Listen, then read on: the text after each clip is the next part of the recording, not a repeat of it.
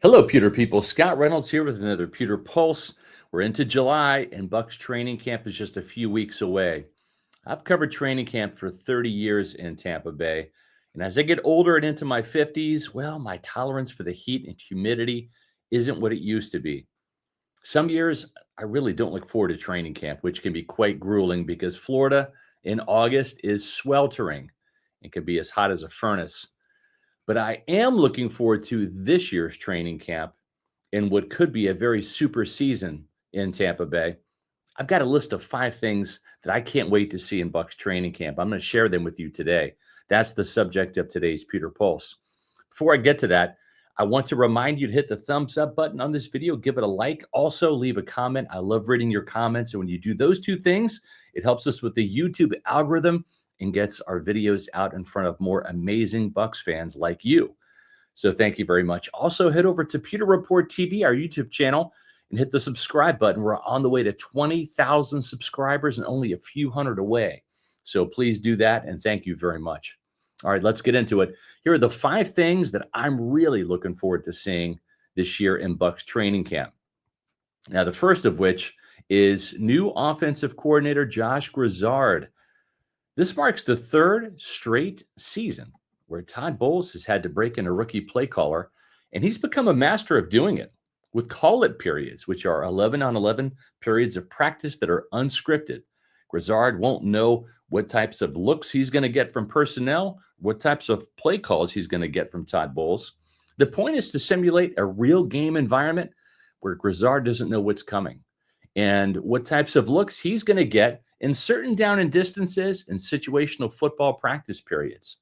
Now, Grizzard got a taste of this in the OTAs and in the minicamp and received rave reviews for those call-it periods from the offensive players and from Bowles himself. These are really fun to watch, too, as they're typically longer periods, 20, 30 minutes of practice where it's just 11-on-11 full-on scrimmaging. Can't wait to see. Also, the second thing I'm looking forward to seeing is Baker Mayfield taking more deep shots in 2025 and how he fares on his deep balls in training camp. Mayfield only attempted 52 passes beyond 20 yards last year, as Liam Cohen's new offense was imported from LA, where Sean McVay's scheme thrives on producing yards after catch on short and intermediate throws. But Josh Grizzard wants to add more explosive plays down the field and a more vertical element to the passing game this year. That's smart because every offensive scheme has to evolve each year. The Bucs just can't line up and run the same plays they did last year because opposing defenses will get a beat on them. Now, Mayfield completed 71.4% of his passes last year as a whole, but only 38.4% of those passes on 20 yards or more down the field.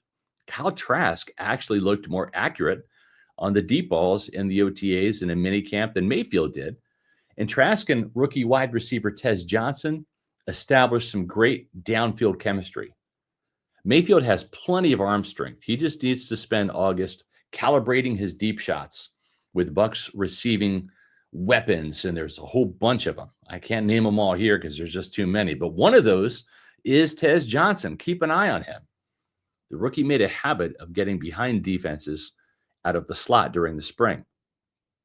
The third thing I can't wait to see is the battle at cornerback in training camp. Not just guys battling for playing time, especially talented rookies like Benjamin Morrison and Jacob Harris, the team's day 2 draft picks, but also battling Tampa Bay's stellar wide receiving core and more competitive practices. That's what Todd Bowles wants to see. More competition, higher level of intensity. I'm looking forward to that. Bowles also wants to see tighter coverage this year, and that could and should result in more interceptions. The Bucs had just 7 picks last year, with only 6 coming from the secondary. So I want to see which Bucs can really handle playing press man on the outside and in the slot, and how often Bowles actually calls it. The Bucs cornerbacks will be playing closer to the line of scrimmage this year, even if they eventually bail into zone coverage rather than playing man. The Bucs cornerbacks gave up way too much cushion on the outside last year. So I'm really looking forward to seeing the secondary playing much tighter coverage than they did last year, and like they did on the second day of minicamp, where the cornerbacks picked off Baker Mayfield 3 times. Rookie Roman Paradis, Zion McCollum, and yes, Jamel Dean were the 3 interceptors that day. The fourth thing I want to see in Bucs training camp is Tampa Bay's pass rush in action, especially the front four, as Todd Bowles would like to do less blitzing on third downs this year. It's nearly impossible to evaluate pass rushers and pass protectors without the pads on. So I'm anxious to see new pass rushers like Hassan Reddick and David Walker in action in pads. Also, I want to see the continued development and progress of Yaya Diaby and Chris Braswell. Those 4 battling the likes of All-Pro left tackle Tristan Wirfs and Pro Bowl caliber right tackle Lou Gedeke on a daily basis is the literal definition of iron sharpening iron.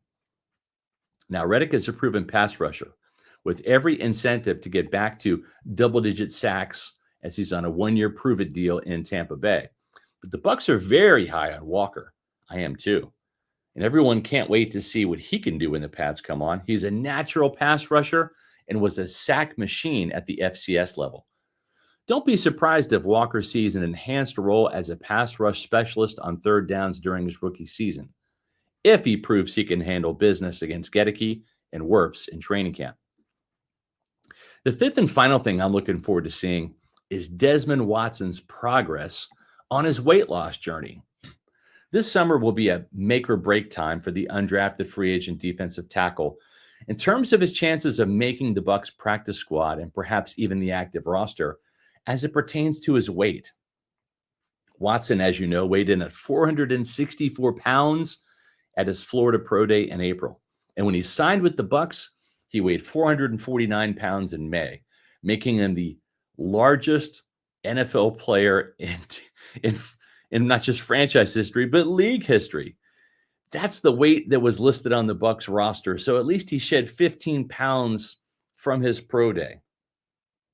How much more weight can Watson lose over the summer?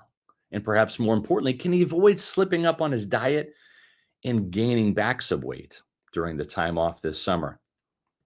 The more weight Desmond Watson loses, the more effective he'll be as a defensive tackle and the more conditioned he'll be to play in the hot preseason games in August. Watson seems like such a great kid. And you know what? Everybody's rooting for him to lose the weight and get healthier.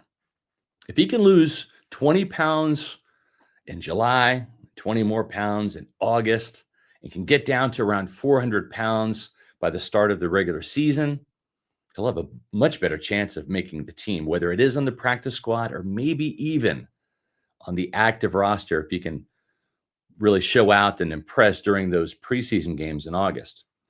So those are the 5 things I'm looking forward to seeing in Bucs training camp this year. What do you think of my list? And more importantly, what do you think? What are some of the things you're looking forward to seeing in Bucs training camp this year? Leave your comments below in the comment area. I'd love to read them. And I'd also love for you to check out Pewter Report TV on our YouTube channel. That's right. That's where you can find my Pewter Pulse videos, as well as all of our Pewter Report podcasts. You know, we do podcasts 4 days a week during the off season, all summer long. Monday, Tuesday, Wednesday, Thursday at 4 o'clock Eastern time. That's where you can catch us live. You can also watch the archived editions of those podcasts on Pewter Report TV. Hit the subscribe button when you're there, as we're getting closer to 20,000. Also, follow us on X, Facebook, and Instagram at Pewter Report. And please check out our content at pewterreport.com. We're getting you ready with a bunch of stories for the Bucs training camp, which is coming up in just a couple weeks. So check out pewterreport.com. And I'll be back soon with a new Pewter Pulse.